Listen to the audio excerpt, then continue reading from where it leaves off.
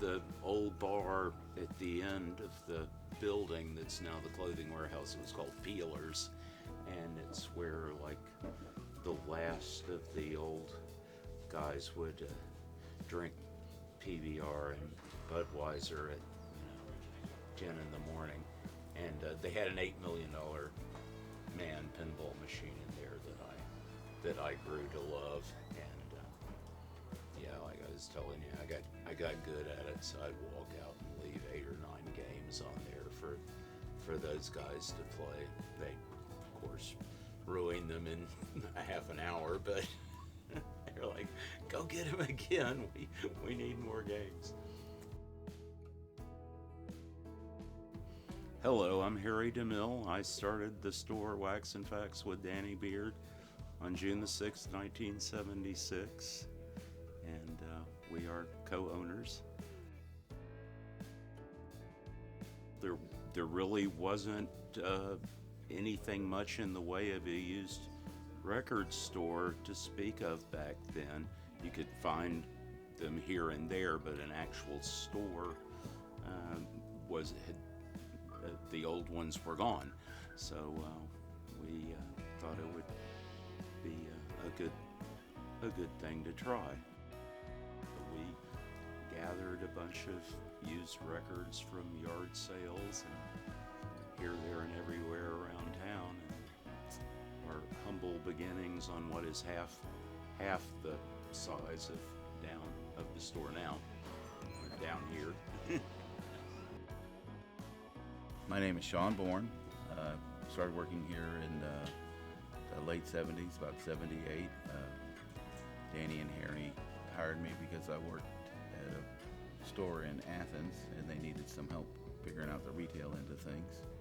Used to come and work with bands back in the area in the day and would come in and start filing records away, and just a natural progression. Been working ever since. Mostly it's stores that have an idea that stick. You know, they have an idea that stick and they have a dedication to it. They supply their wares and they serve their customers' needs. I think that's one of the reasons that Wax and Facts has been here. Besides the fact that none of us have anything else better that we can do, that we sell something that people always want, music.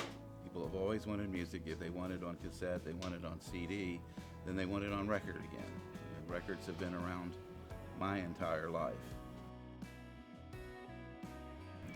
The Wax referenced the records, and the Facts referenced the books, because we had a lot of used books in here when we first started as well, and we needed to make room for more records because they were doing quite well.